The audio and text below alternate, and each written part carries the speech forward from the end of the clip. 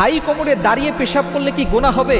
অনেকে আমাদের কাছে প্রশ্ন করে থাকেন যে হুজুর, হাই কমোডে অনেক সময় বসার সিস্টেম থাকে না, তখন কি আমরা দাঁড়িয়ে পেশাব করতে পারবো কিনা? মনে রাখবেন, দাঁড়িয়ে পেশাব করা হচ্ছে নবীজি সাল্লাল্লাহু আলাইহি সাল্লামের সুন্নতের খেলাফ। নবীজি সাল্লাল্লাহু আলাইহি সাল্লাম সবসময় বসে পেশাব করতেন। দাঁড়িয়ে পেশাব একটা হাদিস দ্বারা বোঝা যায় যে এক জায়গায় তিনি গিয়েছিলেন, সেখানে বসার মতো কোনো পরিস্থিতি ছিল না, বসার মতো কোনো জায়গা ছিল না, ময়লা নাপাক জিনিস ছিল, শরীর নাপাক হয়ে যাওয়ার সম্ভাবনা ছিল। এই জন্য নবী সাল্লাল্লাহু আলাইহি ওয়াসাল্লাম সে সময় দাঁড়িয়ে পেশাব করেছিলেন। এছাড়া নবী সাল্লাল্লাহু আলাইহি ওয়াসাল্লাম সবসময় বসেই পেশাব করতেন। সুতরাং বসে পেশাব করাই হচ্ছে সুন্নাহ, এবং দাঁড়িয়ে পেশাব করলে আরো বড় ধরনের ক্ষতি হয়। বর্তমান চিকিৎসা বিজ্ঞান বলছে যে দাঁড়িয়ে পেশাব করলে তার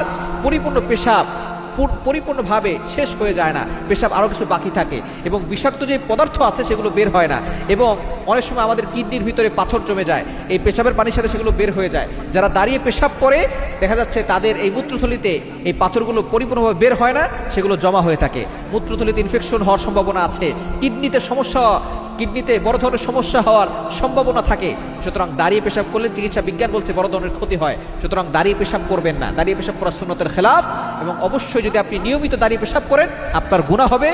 মাঝে মধ্যে যদি দেখা যাচ্ছে যে আপনি কোনো সুযোগ পাচ্ছেন না, অবস্থা এমন খারাপ যে বসে পেশাব করলে আপনার শরীর নাপাক হয়ে যাবে, তাহলে আপনি সেই সময় অবস্থার বিবেচনা করে আপনি দাঁড়িয়ে পেশাব করতে পারেন, সেটা মাঝে মধ্যে হবে। কিন্তু প্রতিদিন আপনি যদি দাঁড়িয়ে পেশাব করেন অবশ্যই গুনাহ হবে, এবং দাঁড়িয়ে পেশাব করলে পেশাবের ছিটা গায়ে লাগে, এই অবস্থায় নামাজ পড়লে কিন্তু আপনার নামাজ হবে না। এই বিষয়ে খেয়াল রাখবেন, দাঁড়িয়ে পেশাব না করে সব সময় বসে পেশাব করার চেষ্টা করবেন, সুন্নাত আদায় হবে এবং আপনি সুস্থ থাকতে পারবেন ইনশাআল্লাহ।